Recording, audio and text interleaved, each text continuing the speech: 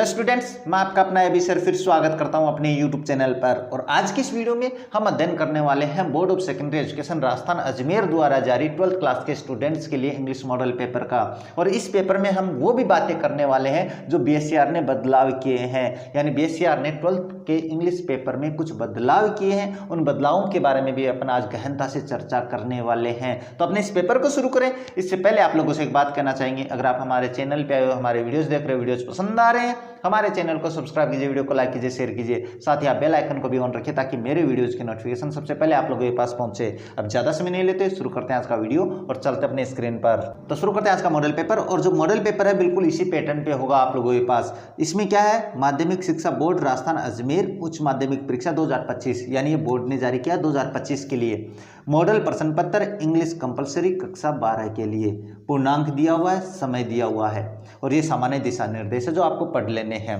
अब देखो बात करते हैं अपने पेपर में। तो पेपर में जो सेक्शन ए होगा, सेक्शन ए में आपके पास 2 पैराग्राफ होंगे। याद रखना भाई, कितने पैराग्राफ होंगे? 2 पैराग्राफ। अब जो पहला पैराग्राफ होगा ये आपके पास 9 नंबर का होगा भाई, यानी इसमें आपके पास 6 क्वेश्चन और 3 वोकैब टाइप क्वेश्चन होंगे। तो इसके बारे में मैं बता देता हूँ कि इसकी पीडीएफ है वो आपको वीडियो के डिस्क्रिप्शन बॉक्स में मिल जाएगी। उस पीडीएफ को डाउनलोड करना और इन पैराग्राफ को सोल्व करना है। याद रखना इसके क्वेश्चन है ये रहे आप लोगों के पास, तो क्वेश्चंस को भी सोल्व करना है। क्वेश्चंस देखोगे तभी तो आपका कॉन्फिडेंस लेवल बढ़ेगा। इसके बाद में जो वोकैब टाइप क्वेश्चन है वो ये रहे, तो इनका आपको या तो स्क्रीनशॉट ले लेना है या आप पीडीएफ है वो डाउनलोड कर लेना, आपके वीडियो के डिस्क्रिप्शन में ये आपको वहाँ पे मिल जाएगी।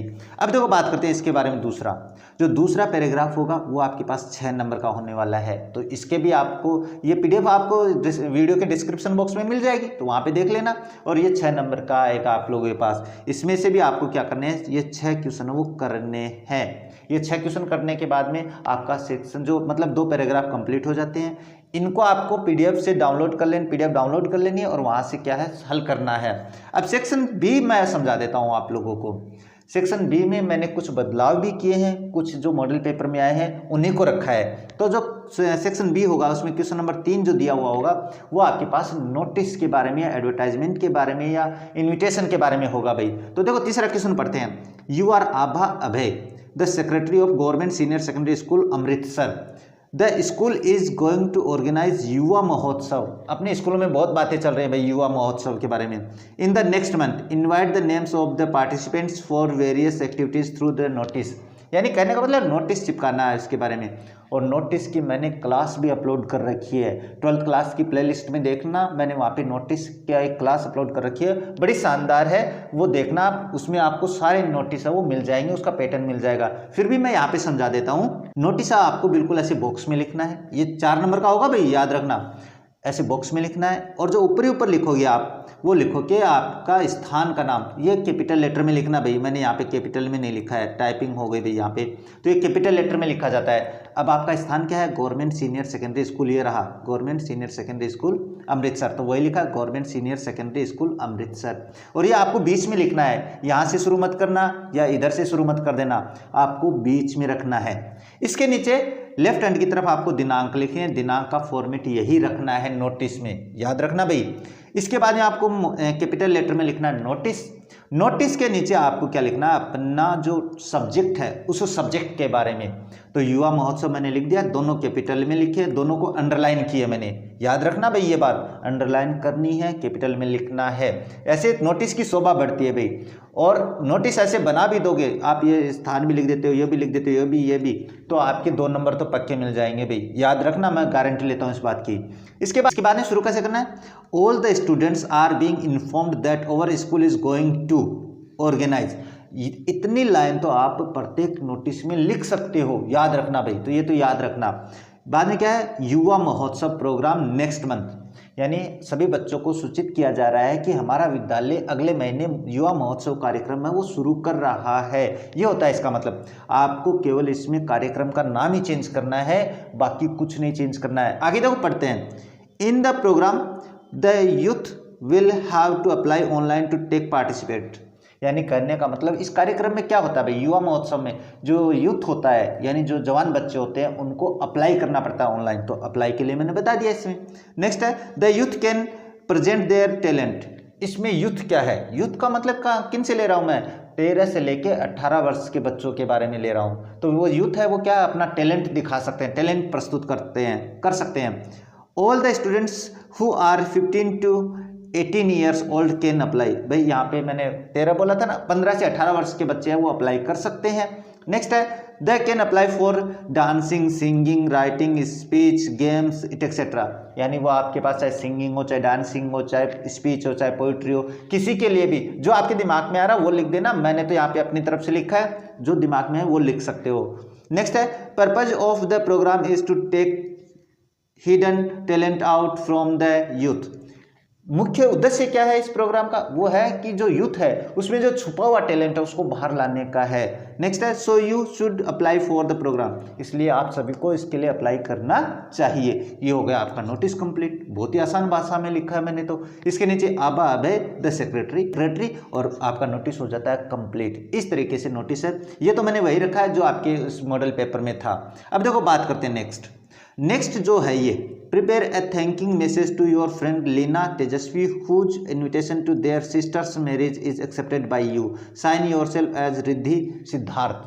अब ये तो मैंने क्या है कि फॉर्मल बनाया है, इसमें इनफॉर्मल भी आ सकता है। तो इसमें दिया हुआ नहीं है कि फॉर्मल करना है कि इनफॉर्मल करना है। इनफॉर्मल का भी मैंने पैटर्न समझा रखा है आप लोगों को, मेरी क्लास में देख लेना, ये तो केवल मॉडल पेपर में आया है। अब देखो आपको फॉर्मल जो इनविटेशन होता है वो बिल्कुल ऐसे ही बनाना है, बॉक्स में बनाना है, बिल्कुल ऐसे लंबा बॉक्स नहीं करना है, ऐसे लगना है कि हाँ भाई बॉक्स है वो चौकोर लगना चाहिए आप लोगों का। अब देखो क्या है, Riddhi thanks Leena for inviting her in the auspicious occasion of the sister's marriage on Monday 24 December 2024 at her residence New Vihar Colony Nawalgarh. अब इसमें केवल आपको नाम चेंज करना है जो क्वेश्चन में आया है, इसके अलावा कुछ नहीं चेंज करना है। अगर शादी के लिए आ जाए तो या बर्थडे पार्टी के लिए आ जाए तो वो जो मैं बदलाव होने वाले वो मैं समझाऊंगा आप लोगों को इसमें भी कैसे। जैसे मैं एक बार मैं ये पढ़ देता हूँ, इसमें आपको कहाँ चेंज करना वो मैं समझाने वाला हूँ। बात है she has pleasure in accepting the invitation, ये लाइन बिल्कुल ऐसी लिखी जाती है हर एक नोटिस में। And thanks her for inviting, और वो धन्यवाद भी देती है इन्वाइटेड करने के लिए। She will attend the marriage on the same day, ये मैरिज है ना, ये सब मैं बदलाने वाला हूँ आप लोगों से। इसके बाद है her blessings are with the future bride, और उसका आशीर्वाद है भविष्य की दुल्हन के लिए। अब इसमें आपको बदलाव कहाँ पे करना है वो मैं बता देता हूँ इसमें। अब वो बताएं तो कहने का मतलब है इसमें आप बदलाव कहाँ करोगे भाई। तो जैसे यहाँ पे तो केवल एक रिद्धि नाम आया है, अगर आ जाए कि मिस्टर एंड मिसेज अनुराग, ये मैंने लिख दिया मैंने अनुराग, ये आ जाए तो फिर आपको रिद्धि की जगह ये दोनों नाम लिखने हैं भाई, मिस्टर एंड मिसेज अनुराग। अब इसके बाद में थैंक्स की जगह क्या हो जाएगा, थैंक हो जाएगा। मैंने पीछे वाले मॉडल पेपर में भी समझाया ये बात, और ऐसे नहीं समझ में आए तो मैं आप लोगों के लिए इनविटेशन की क्लास है वो अलग से लेकर आने वाला हूँ, केवल 5 या 10 मिनट की क्लास बनाएंगे इन्विटेशन में। तो ये हो जाता है आपके पास क्या, इन्विटेशन। इसमें चेंज कहाँ पे करोगे, ये मान के चलो यहाँ तो मैरिज है, ये मान के चलो बर्थडे पार्टी आ गई, कोई रिटायरमेंट आ जाता है। इसके अलावा अगर बात करें तो कोई स्कूल का प्रोग्राम है तो स्कूल से संबंधित भी मैं आप लोगों से, स्कूल से संबंधित तो अलग ही समझाना पड़ेगा। यानी कोई भी प्रोग्राम हो बस उस प्रोग्राम का नाम लिखना है। जैसे यहाँ पे मैरिज है तो मैरिज को चेंज कर देना है, और यहाँ पे मैरिज है बस इसको चेंज करना है। इसके अलावा कुछ नहीं चेंज करना है, केवल नाम को चेंज करना है, आपका इन्विटेशन तैयार हो जाता है। याद रखना भाई। अब देखो बात करते हैं नेक्स्ट क्वेश्चन नंबर 4 के बारे में। और क्वेश्चन नंबर 4 जो है वो क्या है, report on annual cultural function by सार्थक। बिल्कुल ऐसे ही लिखना है आप लोगों को। रिपोर्ट जब लिखनी होती है तो रिपोर्ट ऑन, उसके बाद में आपकी रिपोर्ट का नाम और किसके द्वारा लिखी जा रही है तो बाय सार्थक, ये ऐसे लिखना है आप लोगों को। इसके नीचे स्थान का नाम और उसके नीचे दिनांक, ये लिख लेना भाई। और रिपोर्ट की भी मैंने क्लास है वो अपलोड कर रखी है 12th प्ले लिस्ट में, जाके देख लेना, बहुत ही शानदार है भाई। और उन्हीं में से आ जाएगी आप लोगों के पास, ये मैं गारंटी लेता हूँ।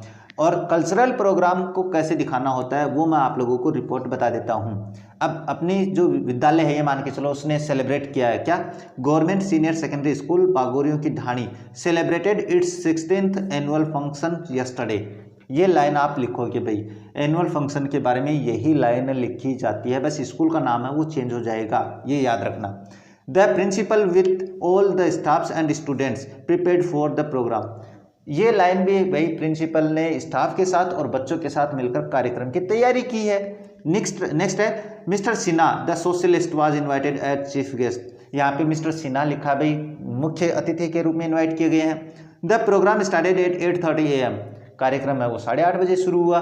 First of all goddess Saraswati was worshipped, सबसे पहले भाई पूजा की जाती है किसकी, किसी भी कार्यक्रम में माता सरस्वती की। इसके बाद में देन द गेस्ट वर गार्लैंडेड, उसके बाद में मेहमानों को माला पहनाई गई भी। इसके बाद में the students presented a very beautiful cultural programme, उसके बाद में बच्चों ने बहुत ही शानदार सांस्कृतिक कार्यक्रम प्रस्तुत किया। दे प्रेजेंटेड, उन्होंने प्रस्तुत किए भाई dancing, singing, poetry, speech, drama etcetera. इसके बाद में after that the chief guest gave a motivational speech, उसके बाद में मुख्य अतिथि ने बहुत ही शानदार प्रेरणास्पद का जो स्पीच है वो दिया भाई। इसके बाद he told that students should be discipline, उन्होंने ये बताया कि बच्चों को डिसिप्लिन होना चाहिए, अनुशासन में होना चाहिए। He also motivated students to work hard in life, उन्होंने ये भी प्रेरणा दी कि बच्चों को कठिन मेहनत करनी चाहिए। ये जो शब्द है, ये जो लाइनें हैं आपको कहीं नहीं मिलने वाली है, ये मैंने तैयार की है। इसका मतलब आपके जो दिमाग में आ रहा है आप वो तैयार कर सकते हैं। The programme ended with the national anthem, कार्यक्रम का अंत हुआ राष्ट्रगान के साथ। The programme was a great success, कार्यक्रम बड़ा ही सफल था। और ये आपकी रिपोर्ट हो जाती है।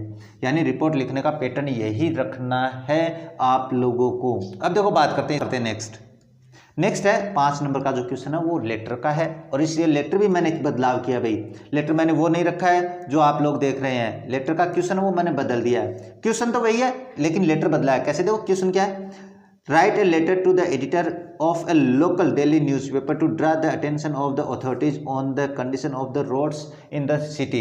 ये सड़क की जो अव्यवस्था है उसके बारे में एडिटर को लेटर था भाई। तो अब ये तो आना नहीं है ये क्वेश्चन तो, लेकिन मैंने इनसैनिटरी कंडीशन के बारे में एक लेटर लिखा है, याद रखना भाई। इनसैनिटरी मतलब वही जैसे सड़कें हैं टूट गई, आपकी कॉलोनी में नालियाँ टूट गई हैं, गंदगी फैली है, तो बस इसमें केवल सड़क के बारे में था, मैंने कंप्लीट लिख दिया इसमें, तो ये ध्यान में रखना।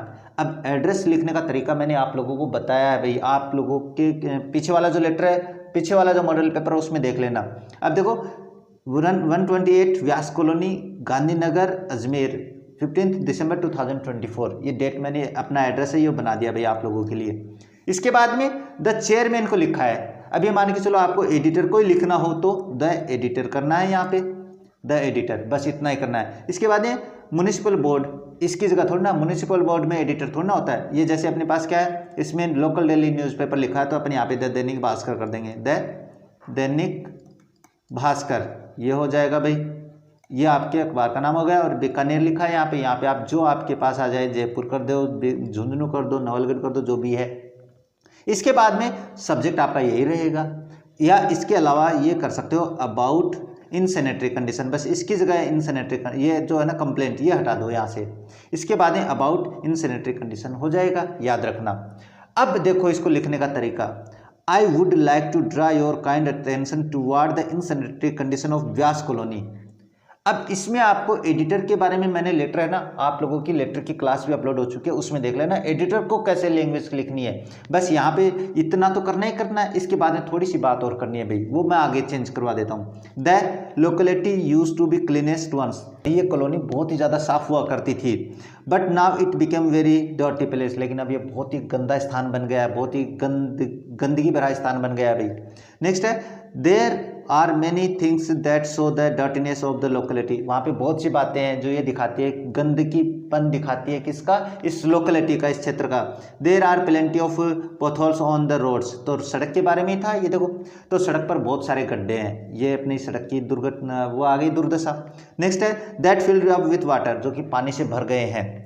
These filled potholes increases mosquitoes that causes malaria, और इन पोथोल में जो पानी भरा है इससे जो मच्छर है वो ज़्यादा फैल रहे हैं, और मच्छरों से क्या है, मलेरिया फैल रही है। There is no garbage disposal facility in locality, इस क्षेत्र में कचरा डालने की भी कोई व्यवस्था नहीं है। The garbage disposal trucks used to come weekly but now they has stopped, पहले तो कचरा उठाने वाले ट्रक साप्ताहिक आते थे लेकिन अब वो भी रुक गए हैं। Therefore the heaps of the garbage are everywhere, इस कारण से जो कचरे के ढेर है वो हर कहीं है इन द लोकेलिटी, इस क्षेत्र में। The drainages of the locality how broken, नालियाँ भी टूट चुकी हैं। The whole colony is smelling bad, इस कॉलोनी से बहुत ही बुरी बदबू आ रही है। So we regret you, please visit the colony to understand the situation and take necessary actions early. हम आपसे रिक्वेस्ट करते हैं कि आप इस कॉलोनी का भ्रमण करें और हमारी दुर्दशा को समझे और कोई सख्त एक्शन लेवे। थैंकिंग यू योर्स फेथफुली प्रकाश सेठिया। जो भी इसमें नाम आता है वो नाम आपको यहाँ पे लिख देना है, ये याद रखना भाई। अब आपको चेंज कहाँ पे करना है, तो ये जो लाइन मैंने लिखी है ना, सो वी रिक्वेस्ट यू, इसके बाद में आपको क्या करना है, so we request you please, please लिखा हुआ है, प्लीज ये मैंने यहाँ पे लिख दिया, प्लीज पब्लिश, यहाँ पे पब्लिश करना आप लोगों को, पब्लिश एन आर्टिकल, बस इतना सा चेंज करना आप लोगों को in your local, in your newspaper,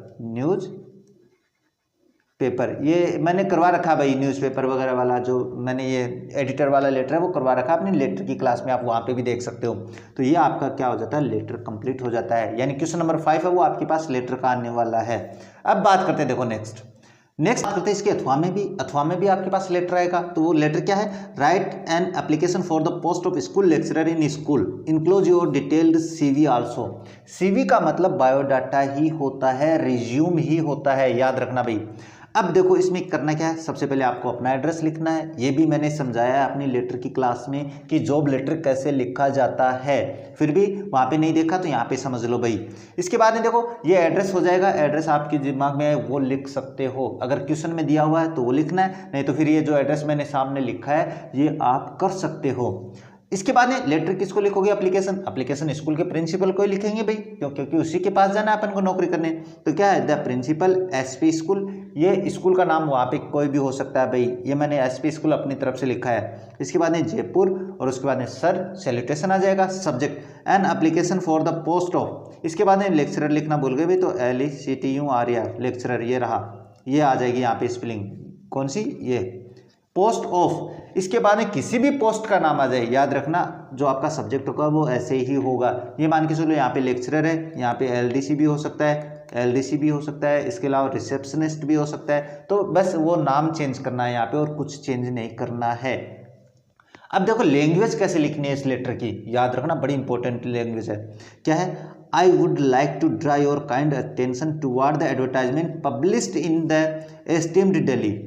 अब ये जो लाइन है वो जॉब लेटर के लिए प्रत्येक लेटर में लिख सकते हो भाई, यानी मैं आपका ध्यान आकर्षित करना चाहता हूँ, एक दिल्ली एस्टीम्ड यानी जो दिल्ली न्यूज़पेपर आता है उसमें एडवर्टाइजमेंट के लिए जो विज्ञापन, एडवर्टाइजमेंट मतलब होता है विज्ञापन, जो विज्ञापन आप लोगों ने दिया है उस विज्ञापन के बारे में मैं आपका ध्यान आकर्षित करना चाहता हूँ। क्या, द हिंदू ऑन मई 2024, यानी वो जो अखबार है वो द हिंदू है और 20 मई 2024 को आया था, उस एडवर्टाइजमेंट की बात कर रहा हूँ। तो यहाँ पे द हिंदू मैंने लिखा है भाई, वहाँ पे दैनिक भास्कर हो तो दैनिक भास्कर लिख देना भाई, हिंदुस्तान टाइम्स हो तो हिंदुस्तान टाइम्स लिख देना।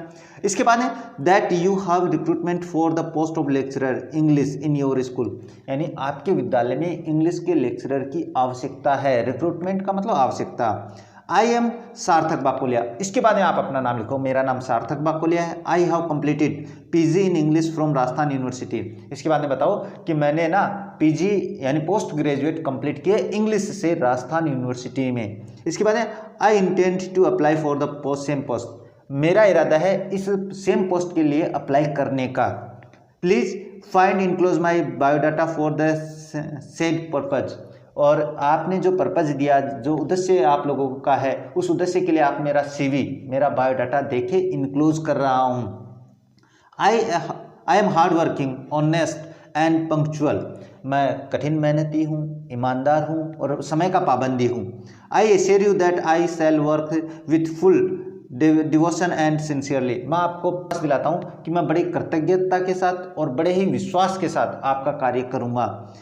In anticipation of an early response, मैं इस आशा में हूं कि आप मुझे इसका उत्तर जल्दी देंगे। नेक्स्ट है थैंकिंग यू योर्स फेथफुली आनंद, जो आपका नाम आए वो नाम लिख सकते हो।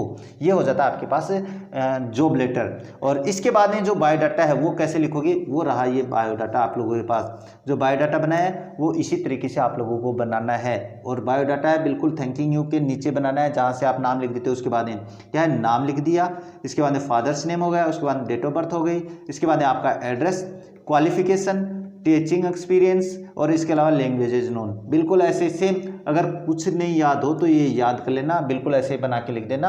आपका रिज्यूम है वो कोई गलत नहीं करने वाला है, तो ध्यान में रखना, ये जॉब लेटर हो जाता है। इसके बाद में बात करते हैं सेक्शन सी के बारे में। अब सेक्शन सी के बारे में बात करें तो जो board of secondary education Rajasthan ने बदलाव किए हैं वो इसी पार्ट में किए हैं, याद रखना भाई। अब देखो जो बदलाव किए हैं वो भी बात करते हैं और इन क्वेश्चंस को भी हल करते हैं। तो क्वेश्चन नंबर 6 है वो इस तरीके से आएगा, join the sentence using the word given in the bracket, यानी जो शब्द ब्रैकेट में दिया गया है उनका प्रयोग करते हुए इसको जोड़ना है। तो ये तो मैंने आप लोगों को अपनी क्लास में सिखा दिया भाई। जो कंजक्शन की क्लास है वो बड़ी शानदार है, बिल्कुल वैसे ही समझाया जैसे यहाँ पे आया है क्वेश्चन। अब इसको कैसे समझाना है, पहले ये 1 नंबर का आता था, एक नंबर के आते थे, दो को जोड़ना होता था, लेकिन अब की बार क्या कर दिया है, इसको 2 नंबर में 1 ही कर दिया भाई। 2 नंबर का 1 ही कर दिया, इन दोनों को जोड़ना है, 2 नंबर का हो जाएगा। और अगर सही कर देते हो तो 2 नंबर तो आपके फ्री के मिल जाते हैं आपको ऐसे ही। देखो कैसे जोड़ेंगे, जब दैट से जोड़ना हो तो दैट से जोड़ने का मैंने नियम भी बता रखा है। इनमें अपने पास क्या है कि कर्ता के लिए यूज होता है, लेकिन क्या है ये, इनमें अपने पास कुछ खास बातें नहीं हो रही है। तो ये क्या, आई एम कन्विंस्ड, और बीच में ही लिखना है इसमें। तो ये तो मैंने समझाया आप लोगों को कैसे नाउन क्लोज बनाने के लिए। कैसे करोगे, आई एम कन्विंस्ड, ये वाक्य पूरा लिखेंगे। दैट से बता रहा हूं भाई, इसके बाद में दैट और बाद वाला वाक्य ऐसा कैसा लिखेंगे, I am doing the same thing, और वाक्य हो जाएगा आपका कंप्लीट, और 2 नंबर कंप्लीट हो जाएंगे भाई। सेम थिंग और वाक्य हो गया कंप्लीट और 2 नंबर कंप्लीट हो गया आपके पास 6 नंबर का क्वेश्चन। अब ये इतना से तो काम करना है दैट में। अब दैट का प्रयोग एक सब्जेक्ट के लिए भी होता है, लेकिन वो कब करना है, जब आपके पास इस सब्जेक्ट के बारे में कुछ बात हो तब करना है। वो मैंने क्लास में समझा रखा है, कंजक्शन में आप देख लेना भाई। अब 7 नंबर बात करते हैं क्वेश्चन नंबर 7 की। क्वेश्चन नंबर 7 कैसा आएगा, बिल्कुल ऐसे, combine set of sentences into one sentence as directed, यानी जैसा निर्देश दिया गया है वैसे वाक्य को बनाना है। निर्देश क्या है, मेक ए कंपाउंड सेंटेंस, इन दोनों से आपको एक कंपाउंड सेंटेंस बनाना है। अब कंपाउंड सेंटेंस बनाओगे कैसे भाई, तो बनाने के लिए मैंने आप लोगों को एक क्लास अपलोड कर रखी है कोऑर्डिनेटिंग कंजक्शंस की, जहां पर आपको कंपाउंड सेंटेंस बनाना होता है, वहां पे आपको कोऑर्डिनेटिंग कंजक्शंस का यूज करना होता है। और कोऑर्डिनेटिंग कंजक्शंस की मैंने क्लास अपलोड कर रखी है, शानदार, उनको देखना, आपका वाक्य कोई गलत नहीं करने वाला है। आप कहोगे सर आपने तो बहुत सारे पढ़ाए हैं, तो वाक्य को पढ़ेंगे तो समझ में आएगा कि कौन से किस से जोड़ना है। Suman learn all answers, Suman ने सारे उत्तर सीख लिए भाई। She got first position in the class, उसको क्लास में पहला स्थान मिला भाई। अब पहला स्थान मिला है, परिणाम वाला वाक्य हो गया, तो आपको कोऑर्डिनेटिंग कंजक्शंस में जो परिणाम वाले वाक्य यानी इलेटिव कंजक्शंस हैं उनके द्वारा जोड़ना है। अब उनके द्वारा जोड़ोगे तो परिणाम जो वाचक कंजक्शंस है यानी इलेटिव कंजक्शंस है उसमें कौन से है, इसमें सो भी आता है, इसके अलावा देयरफॉर भी आता है, देयरफॉर, ये आपके पास कोऑर्डिनेटिंग कंजक्शंस है। सबऑर्डिनेटिंग कंजक्शंस परिणाम वाले अलग होते हैं, याद रखना। अब इनसे जोड़ते हैं भाई, इनसे आपको जो दिमाग में है उससे जोड़ सकते हो। कैसे, सुमन लर्न्ड ऑल आंसर्स। अब इसके बाद में आपको चाहे सो का प्रयोग कर दो चाहे देयरफॉर का, मैंने बता रखा है आप लोगों को क्लास में, देयरफॉर, और उसके बाद में सी got first position in class, ये लो, और वाक्य हो गया आपका कंप्लीट। इस तरीके से अब मैंने आप लोगों को समझा रखा है कि कंपाउंड सेंटेंस कैसे बनता है, सिंपल सेंटेंस कैसे बनता है, कॉम्प्लेक्स सेंटेंस कैसे बनता है। इनके लिए आपको मेरी कंजक्शन की क्लास देखनी पड़ेगी।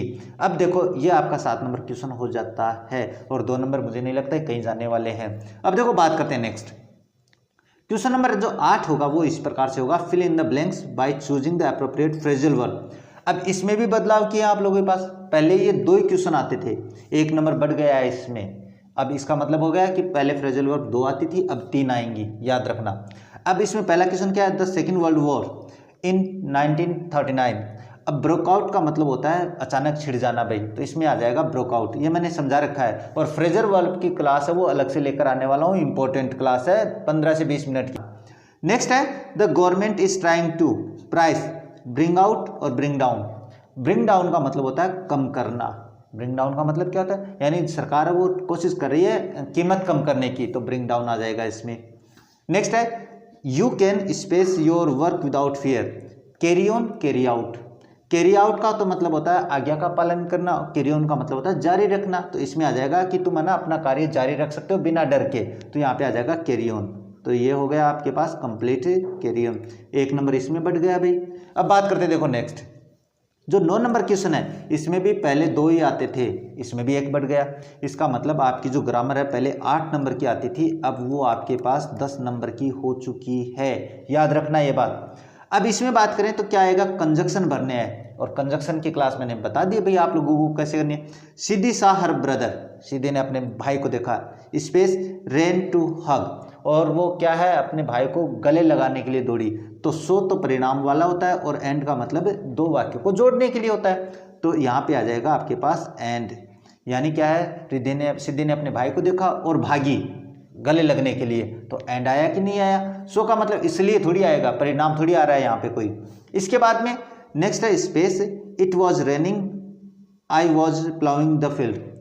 अब ये क्या मतलब है कि जब 2 कार्य एक साथ होते हैं, मेरे वाइल वाला जो कंजक्शन है उस समय समझाया मैंने, जब 2 कार्य एक साथ हो रहे होते हैं और दोनों विपरीतार्थक होते हैं तो वहाँ पे केवल वाइल का ही प्रयोग होता है, याद रखना। व्हेन इट वाज रेनिंग, जब बारिश हो रही थी मैं हल जोत रहा था, तो 2 काम एक साथ हो गए, दोनों विपरीतार्थक हैं, दोनों जारी हैं, तो इसमें वाइल का प्रयोग होगा, मैंने समझाया अपनी क्लास में।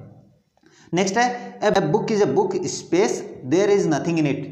अब इस वाक्य में ना 2 कंजक्शन दिए हुए हैं, आपको अर्थ नहीं आ रहा है, तो ओल्दो का तो प्रयोग तब होता है जब दोनों विपरीतार्थक कार्य होते हैं, यानी वह गरीब है लेकिन खुश है, यद्यपि खुश है, तब वहाँ पे ओल्दो का प्रयोग होता है। और ओल्दो का प्रयोग कभी भी वाक्य के बीच में नहीं होता है, याद रखना मेरी बात, ओल्दो का प्रयोग वाक्य के बीच में नहीं होता, तो फिर एक ही कंजक्शन बचा, वो बचा है इफ। इस तरीके से आपके पास जो ग्रामर पार्ट है, जो बदलाव हुए वो मैंने आप लोगों को बता दिए हैं। अब देखो बात करते हैं नेक्स्ट आएगा आप लोगों के पास क्वेश्चन नंबर 10, जो कि एक पैराग्राफ है, याद रखना भाई, इस पैराग्राफ को आपको पढ़ना है, और जो ये क्वेश्चन है ऑब्जेक्टिव टाइप, इनको हल करना है। इनकी पीडीएफ है वो आपको वीडियो के डिस्क्रिप्शन बॉक्स में मिल जाएगी, तो वो पीडीएफ डाउनलोड करना, और पीडीएफ में को हल करने के बाद में आप मुझे कमेंट में बताना, अगर कोई समस्या आती है तो मैं हल कर दूंगा उसको। अब देखो बात करते हैं नेक्स्ट आपके पास ये क्वेश्चंस आएंगे, ये क्वेश्चंस आपको याद करने हैं, 100% आने की संभावना है, बस क्वेश्चन का रूप बदल सकता है, बाकी क्वेश्चन यही आने वाले हैं। बात करते हैं नेक्स्ट है आपके पास एक्सप्लेनेशन वही आई है जो मैंने आप लोगों को करवा रखी है। एक्सप्लेनेशन की क्लास अपलोड हो चुकी है भाई, सभी कविताओं में से इंपॉर्टेंट स्टंजाज की, कुछ कविताएं मैंने कंप्लीट करवाई हैं, कुछ में से इंपॉर्टेंट लिए हैं, तो ये स्टंजा मैंने करवा रखा है आप लोगों को, पीछे वाले मॉडल पेपर में भी करवाया था, अपनी जो एक्सप्लेनेशन की क्लास है वहाँ पे भी मैंने करवाया है, तो ये स्टंजा मैंने इसलिए नहीं करवाया है यहाँ पे, ये 5 नंबर का है भाई, बड़ा इंपॉर्टेंट हो जाता है आप लोगों के लिए स्टंजा। और इनकी जो 3 चीज़ें मैंने सेम बताई थी, सेम क्या लिखना होता है आप लोगों को, एक तो आपको रेफरेंस सेम लिखना होता है, एक कॉन्टेक्स्ट सेम लिखना होता है, और एक क्रिटिकल नोट सेम लिखना होता है। ये मैंने आप लोगों को समझा दिया भाई, अपनी एक्सप्लेनेशन की क्लास में देख लेना। अब बात करते देखो नेक्स्ट है, ये भी मैंने करवा रखा है भाई, fisherman in the cold sea would not harm whales and the when man gathering salt would look at his hot hands, ये मैंने करवा रखी है अपनी क्लास में, जो अपनी एक्सप्लेनेशन की क्लास है वहाँ पे, तो मैंने सोचा दोबारा क्लास बड़ी नहीं करेंगे भाई। बात करते हैं नेक्स्ट क्वेश्चन नंबर 14, 15, ये क्वेश्चन है इंपॉर्टेंट है, याद रखना, आपको करने हैं। बात करते हैं देखो नेक्स्ट भी क्वेश्चन नंबर 16 और 17, ये क्वेश्चंस मैं इसलिए बता रहा हूँ क्योंकि क्वेश्चंस आपको यही मिलने वाले हैं 100%, मेरे पीछे वाले मॉडल पेपर में और इस मॉडल पेपर में जो क्वेश्चंस है आपको 100% यही मिलने वाले हैं, तो क्वेश्चंस तो आपको यही याद करने हैं, रट लेना है इनको। बात करते हैं देखो नेक्स्ट क्वेश्चन नंबर 18 आप लोगों के पास, क्वेश्चन नंबर 18 जो कि ऑब्जेक्टिव टाइप है भाई, और ऑब्जेक्टिव टाइप की क्लास वो अपलोड हो चुकी है बड़ी इंपॉर्टेंट क्वेश्चंस के साथ, आपको वो क्लास कंप्लीट देखनी है, आपको जो क्वेश्चन सामने दिए हुए हैं ना वो क्वेश्चन आपको मेरी क्लास में मिलने वाले हैं, देख लेना भाई, मैंने तो पहले ही अपलोड कर दी थी। अब देखो बात करते हैं इसमें क्वेश्चन नंबर 1 देख रहा, what is the name of the narrator's of the story the third level. ये लो भाई, ये क्वेश्चन तो मैंने दूसरे तरीके से करवाया, इसमें दूसरे 3rd लेवल की स्टोरी है, उसके लेखक का क्या नाम है, तो इसमें लुइसा नहीं है, सेम नहीं है, फेम्स नहीं है, चार्ली है भाई। अभी ये तो इसकी पत्नी है, ये इसका दोस्त है। ये बात मैंने अपनी उस क्लास में भी करी है, देख लेना आप लोग। नेक्स्ट है in what over was the prince born. ये क्वेश्चन मैंने नहीं करवाया भाई अपने इस क्लास में कि जो राजकुमार था वो किस राशि में पैदा हुआ था। तो वो इन ओवर ऑफ द बुल्स, ये रहा, मेष राशि में पैदा हुआ था, वृष राशि में पैदा हुआ था, the over of the bull, ये हो जाएगा इसका आंसर। बात करते हैं next, who were stretching and sunning themselves. ये अपने पास उस लेसन में से है ऑफ द अर्थ, और इसमें अपने पास जब वो अपने उस बर्फ पे जाता है अपना लेखक, तो वहाँ पे देखता है कि जो मछलियाँ हैं, कौन सी मछली वो धूप सेक रही थी, तो वो आपके पास आ जाएगा क्रेबिटर्स हिल्स जो थी ना, वो अपने आप को धूप में सेक रही थी बर्फ पर बैठ के। इसमें वेल्स है, पेंगुइन्स है, स्टारफिश है, ये नहीं थी भैया। अब बात करते हैं, देखो next, what was the messenger wearing.